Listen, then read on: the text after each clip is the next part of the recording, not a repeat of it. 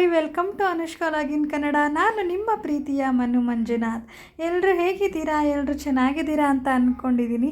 ಇದು ಒಂದು Sunday vlog ಆಗಿರುತ್ತೆ. ಸೊ ಸಂಡೇ ಅಂದರೆ ಏನಾದರೂ ಸ್ಪೆಷಲ್ ಖಂಡಿತವಾಗ್ಲೂ ಇರಲೇಬೇಕಲ್ಲ. ಸೊ ಹಾಗಾಗಿ ಇವತ್ತಿನ ಊಟಕ್ಕೆ ಹಾಗೆ ಇವತ್ತಿನ ಬೆಳಗಿನ ತಿಂಡಿಗೆ ಏನೆಲ್ಲ ಮಾಡಿದ್ದೆ ಅಂತ ಖಂಡಿತವಾಗ್ಲೂ ನಾನು ನಿಮಗೆ ಈ ವಿಡಿಯೋದಲ್ಲಿ ತಿಳಿಸ್ಕೊಡ್ತೀನಿ. ಯಾರಾದರೂ ಇನ್ನೂ ನನ್ನ ಚಾನಲ್ಗೆ ಸಬ್ಸ್ಕ್ರೈಬ್ ಆಗಿಲ್ಲ ಅಂದರೆ ಹಾಗೆ ಸಬ್ಸ್ಕ್ರೈಬ್ ಮಾಡ್ಕೊಳ್ಳಿ. ಸೊ ಬನ್ನಿ, ಇವತ್ತಿನ ತಿಂಡಿಗೆ ನಾನಿಲ್ಲಿ ಚಪಾತಿನ ಮಾಡ್ಕೊತಿದ್ದೀನಿ, ಜೊತೆಗೆ ಮೊಟ್ಟೆ ಪಲ್ಯನ ಮಾಡ್ಕೊತಿದ್ದೀನಿ. ಮೊಟ್ಟೆ ಪಲ್ಯನ ನಾನಿಲ್ಲಿ 1/4 kg ಆಗುವಷ್ಟು ಈರುಳ್ಳಿನ ಸಣ್ಣದಾಗಿ ಹೆಚ್ಚಿಟ್ಕೊಂಡು ರೆಡಿ ಮಾಡ್ಕೊತಿದ್ದೀನಿ. ಒಂದು ಪ್ಯಾನಿಗೆ ಒಂದು 5ರಿಂದ 6 ಟೇಬಲ್ ಸ್ಪೂನ್ ಆಗುವಷ್ಟು ಎಣ್ಣೆ, ಸಣ್ಣದಾಗಿ ಹೆಚ್ಚಿಟ್ಕೊಂಡಿರುವಂಥ ಈರುಳ್ಳಿ, ಜೊತೆಗೆ ಸ್ವಲ್ಪ ಉಪ್ಪನ್ನು ಸೇರಿಸ್ಕೊಂಡು ಚೆನ್ನಾಗಿ ಸ್ವಲ್ಪ ಬ್ರೌನ್ ಆಗೋವರೆಗೂ ಫ್ರೈ ಮಾಡ್ಕೊಂಬಿಡೋಣ. ಆದಷ್ಟು ಬ್ರೌನ್ ಆಗೋವರೆಗೂ ಫ್ರೈ ಮಾಡ್ಕೊಂಡ ನಂತರ ನಾನಿಲ್ಲಿ ಒಂದು 2 ಟೇಬಲ್ ಸ್ಪೂನ್ ಆಗುವಷ್ಟು ಚಿಲ್ಲಿ ಪುಡಿ, ಧನಿಯಾ ಪುಡಿ, ಹಾಗೆ ಗರಂ ಮಸಾಲ, ಸ್ವಲ್ಪ ಪೆಪ್ಪರ್ ಪುಡಿನ ಸೇರಿಸ್ಕೊಂಡು ಚೆನ್ನಾಗಿ ಹಸಿ ಸ್ಮೆಲ್ ಹೋಗೋವರೆಗೂ ಫ್ರೈ ಮಾಡ್ಕೊಳ್ಳೋಣ. ನಂತರ ನಾನಿಲ್ಲಿ ಒಂದು 6 ಮೊಟ್ಟೆನ ತೊಗೊತಿದ್ದೀನಿ. ನಿಮಗೆ ಬೇಕೆಂದರೆ ಮೊಟ್ಟೆ ಜಾಸ್ತಿ ಕೂಡ ಹಾಕೊಬೋದು, ಸೊ ಕಡಿಮೆ ಕೂಡ ಹಾಕೊಬೋದು. ಸೊ ನಾನಿಲ್ಲಿ ಮೊಟ್ಟೆ ಎಲ್ಲವನ್ನು ಕೂಡ ಹೊಡೆದಾಕಿದ ನಂತರ ಹಸಿ ಸ್ಮೆಲ್ ಹೋಗೋವರೆಗೂ ಲೋ ಫ್ಲೇಮಲ್ಲಿ ಇಟ್ಕೊಂಡು ಚೆನ್ನಾಗಿ ಸ್ವಲ್ಪ ಎಣ್ಣೆನ ಹಾಕಿ ಹಾಗೆ ಫ್ರೈ ಮಾಡ್ಕೊಳ್ಳೋಣ. ಆದಷ್ಟು ಲೋ ಫ್ಲೇಮಲ್ಲಿ ಇಟ್ಕೊಂಡು ಮಾಡಿಕೊಂಡ್ರೆ ಬೇಗ ಕೂಡ ಆಗುತ್ತೆ, ಸೊ ತುಂಬ ಟೇಸ್ಟ್ ಕೊಡುತ್ತೆ ಅಂತಲೇ ಹೇಳ್ಬೋದು. ಸೊ ಇವಾಗ ಮೊಟ್ಟೆ ಎಲ್ಲ ನೀಟಾಗಿ ಫ್ರೈ ಆಗಿದೆ. ಸೊ ಇದಕ್ಕೆ ನಾನಿಲ್ಲಿ ಒಂದು ಅರ್ಧ ಕಟ್ಟಾಗುವಷ್ಟು ಪಾಲಕ್ ಸೊಪ್ಪನ್ನ ಸಣ್ಣದಾಗಿ ಹೆಚ್ಚಿಟ್ಕೊಂಡು ಸೇರಿಸ್ಕೊತಾ ಇದ್ದೀನಿ. ನೀವು ಬೇಕು ಅಂತಂದರೆ ಜೊತೆಗೆ ನುಗ್ಗೆ ಸೊಪ್ಪು, ಹಾಗೆ ನುಗ್ಗೆ ಸೊಪ್ಪಿನ ಹೂವು ಕೂಡ ಸೇರಿಸ್ಕೊಬೋದು. ತುಂಬಾ ಟೇಸ್ಟಿಯಾಗಿರುತ್ತೆ. ಪಾಲಕ್ ಸೊಪ್ಪು ಕೂಡ ತುಂಬಾ ಚೆನ್ನಾಗಿರುತ್ತೆ. ಯಾವ ಸೊಪ್ಪು ಬೇಕಾದರೂ ನೀವು ಸೇರಿಸ್ಕೊಬೋದು ಇದ್ರ ಜೊತೆಗೆ ಕಾಂಬಿನೇಷನ್ ಆಗಿ. ಸೊ ಇವಾಗ ಇದನ್ನು ಕೂಡ ಒಂದು 5 ನಿಮಿಷ ಸೇರಿಸ್ಕೊಂಡು ಒಂದು 5 ನಿಮಿಷ ಲೋ ಫ್ಲೇಮಲ್ಲಿ ಇಟ್ಕೊಂಡೆ ಹಾಗೆ ಆಮೇಲೆ ಬೇಯಿಸ್ಕೊಂಡ್ರೆ ಸೂಪರ್ ಆಗಿರುವಂತಹ ಮೊಟ್ಟೆ ಪಲ್ಯ ರೆಡಿನೇ ಆಗೋಗ್ಬಿಡುತ್ತೆ. ಕಾಂಬಿನೇಷನ್ ನಾನಿಲ್ಲಿ ಚಪಾತಿನ ಮಾಡ್ಕೊಂಡಿದ್ದೀನಿ. ನೀವು ಮಸಾಲೆ ಅಕ್ಕಿ ರೊಟ್ಟಿ, ನಾರ್ಮಲ್ ಅಕ್ಕಿ ರೊಟ್ಟಿ, ಪ್ಲೇನ್ ಅಕ್ಕಿ ರೊಟ್ಟಿ, ಹಾಗೆ ಏನು ಬೇಕಾದರೂ ಮಾಡ್ಕೊಬೋದು. ತುಂಬಾ ಟೇಸ್ಟಿಯಾಗಿರುತ್ತೆ. ಇದ್ರ ಜೊತೆಗೆ ಅಕ್ಕಿ ರೊಟ್ಟಿ ತುಂಬ ಚೆನ್ನಾಗಿ ಕಾಂಬಿನೇಷನ್ ಆಗಿ ಹೊಂದ್ಕೊಳ್ಳುತ್ತೆ ಅಂತಲೇ ಹೇಳ್ಬೋದು. ಸೊ ನಾನಿಲ್ಲಿ ಇವತ್ತು ಮೊಟ್ಟೆ ಪಲ್ಯ ಚಪಾತಿ ಕೂಡ ಮಾಡ್ಕೊಂಡಿದ್ದೆ, ತುಂಬಾ ಟೇಸ್ಟಿಯಾಗಿತ್ತು. ಹಾಗೆ ನಾನಿಲ್ಲಿ ಮಧ್ಯಾಹ್ನದ ಅಡುಗೆಗೆ ಮಟನ್ ಕೈಮಾ ಸಾಂಬಾರು, ಹಾಗೆ ಚಿಕನ್ ಗ್ರೇವಿ, ಜೊತೆಗೆ ಮುದ್ದೆ ಎಲ್ಲವನ್ನು ಕೂಡ ಮಾಡ್ಕೊಂಡಿದ್ದೆ. ನಾನಿಲ್ಲಿ ಕೈಮಾ ಸಾಂಬಾರು ಮಾಡಿ ತುಂಬಾ ದಿನ ಆಗಿತ್ತು. ನಿಮಗೆ ನಾನಿಲ್ಲಿ ಚಿಕನ್ ಕೈಮಾ ಸಾಂಬಾರನ್ನ ತೋರಿಸಿದ್ದೆ. ಸೊ ಇದು ಮಟನ್ ಕೈಮಾ ಸಾಂಬಾರನ್ನ ಮಾಡ್ಕೊತಾ ಇದ್ದೀನಿ. ಸಖತ್ ಟೇಸ್ಟಿಯಾಗಿರುತ್ತೆ ಅಂತಲೇ ಹೇಳ್ಬೋದು. ಒಂದು ಪ್ಯಾನಿಗೆ ನಾನಿಲ್ಲಿ ಒಂದು 5ರಿಂದ 6 ಒಣಮೆಣಸಿನ್ಕಾಯಿ, ಅದು ಒಂದು ಖಾರದ್ದು, ಹಾಗೆ ಬ್ಯಾಡಗೆ ಮೆಣಸಿನ್ಕಾಯಿ ಒಂದು 4ರಿಂದ 5 ತೊಗೊಂಡಿದ್ದೀನಿ. ಜೊತೆಗೆ ಒಂದು 2 ಟೇಬಲ್ ಸ್ಪೂನ್ ಆಗುವಷ್ಟು ಧನಿಯಾ, ಒಂದು 5ರಿಂದ 6 ಗೋಡಂಬಿನ ಸೇರಿಸ್ಕೊಂಡು ಚೆನ್ನಾಗಿ ಫ್ರೈ ಮಾಡ್ಕೊತಿದ್ದೀನಿ. ಸೊ ನಾನಿಲ್ಲಿ 2 ಗೆಡ್ಡೆ ಆಗುವಷ್ಟು ಈರುಳ್ಳಿ, ಬೆಳ್ಳುಳ್ಳಿ, ಚಕ್ಕೆ, ಲವಂಗ, ಕೊತ್ತಂಬರಿ, ಪುದೀನ, ಗಸಗಸೆ, ಅದ್ರ ಜೊತೆಗೆ ಕಾಳುಮೆಣಸು, ಒಂದು 3 ಹಸಿಮೆಣಸಿನ್ಕಾಯಿನ ಸೇರಿಸ್ಕೊಂಡು ಚೆನ್ನಾಗಿ ಫ್ರೈ ಮಾಡ್ಕೊತಿದ್ದೀನಿ. ಆದಷ್ಟು ಚೆನ್ನಾಗಿ ಫ್ರೈ ಮಾಡ್ಕೊಳ್ಳಿ. ಒಂದು ಸಣ್ಣದಾಗಿರುವಂಥ ಟೊಮೆಟೊ ಕೂಡ ಸೇರಿಸ್ಕೊಂಡು ಚೆನ್ನಾಗಿ ಫ್ರೈ ಮಾಡಿಕೊಂಡು ಒಂದು ಅರ್ಧ ಕಪ್ ಆಗುವಷ್ಟು ತೆಂಗಿನಕಾಯಿ ಎಲ್ಲವನ್ನು ಕೂಡ ಪೇಸ್ಟ್ ಮಾಡಿಕೊಂಡು ರೆಡಿ ಮಾಡ್ಕೊತಾ ಇದ್ದೀನಿ.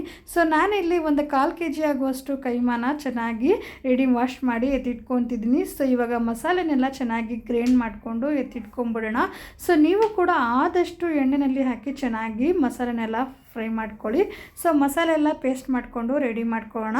ಸೊ ಜೊತೆಗೆ ನಾನಿಲ್ಲಿ ಚೆನ್ನಾಗಿ ವಾಶ್ ಮಾಡಿರುವಂಥ ಕೈಮಾಗೆ ಒಂದು 2 ಟೇಬಲ್ ಸ್ಪೂನ್ ಆಗುವಷ್ಟು ಉಪ್ಪು, ಜೊತೆಗೆ ಒಂದು 4ರಿಂದ 5 ಟೇಬಲ್ ಸ್ಪೂನ್ ಆಗುವಷ್ಟು ಹುರ್ಗಡ್ಲೆನ ಸೇರಿಸ್ಕೊತಾ ಇದ್ದೀನಿ. ನೀವು ಕನ್ಸಿಸ್ಟೆನ್ಸಿ ನೋಡ್ಕೊಳ್ಳಿ.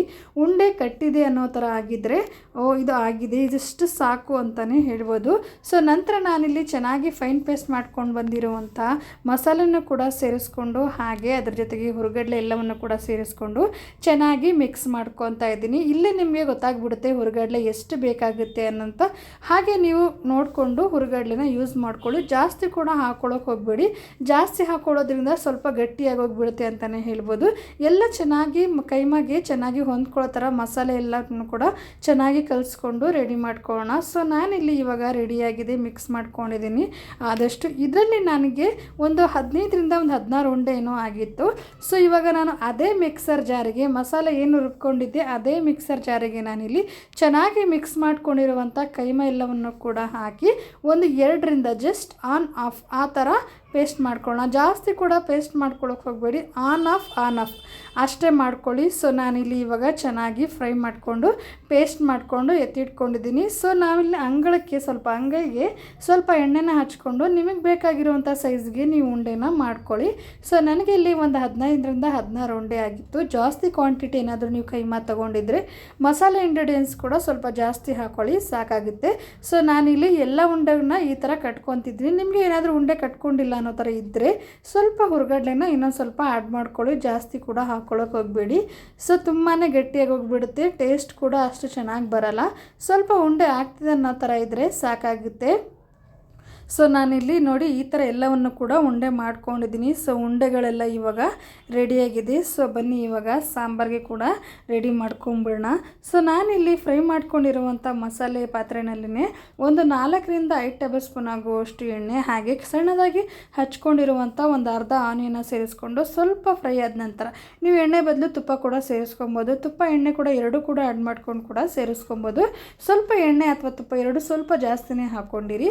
ಸೊ ಇವಾಗ ಚೆನ್ನಾಗಿ ಆನಿಯನ್ ಫ್ರೈ ಆದ ನಂತರ ಉಂಡೆಗಳನ್ನೆಲ್ಲ ಒಂದೊಂದಾಗಿ ಜೋಡಿಸ್ಕೊಂಬಿಡೋಣ. ಸೊ ಜೋಡಿಸ್ಕೊಂಡ ನಂತರ ಈ ಥರ ಹಬೆನಲ್ಲೇ ಮುಚ್ಚಿ ಲೋ ಫ್ಲೇಮಲ್ಲಿ ಒಂದು 4ರಿಂದ 5 ನಿಮಿಷ ಓಪನ್ ಮಾಡೋಕ್ಕೆ ಹೋಗಬೇಡಿ. ಸೊ ಅದು ಉಂಡೆ ಎಲ್ಲ ಚೆನ್ನಾಗಿ ಕಟ್ಕೊಂಡಿರುತ್ತೆ. ಸೊ ನಿಮ್ಗೆ ಈ ಥರ ಏನಾದರೂ ಆಗಲಿಲ್ಲ ಅಂತಂದರೆ ನೀವು ಬೇಕಾದರೆ ಸಾಂಬಾರಿಗೆ ಕೂಡ ಹಾಕೊಬೋದು.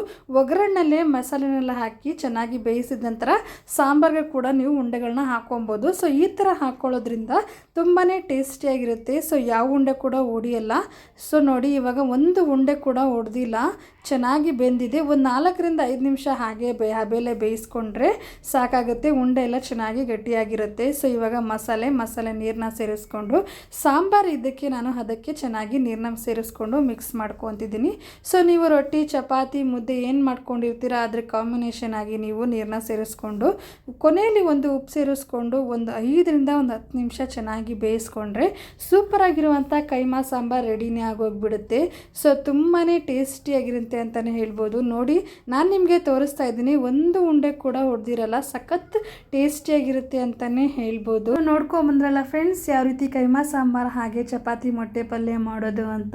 ಸೊ ಇದಾಗಿತ್ತು ಇವತ್ತಿನ ನಮ್ಮ ಸಂಡೇ ಸ್ಪೆಷಲ್ ಅಂತಲೇ ಹೇಳ್ಬೋದು.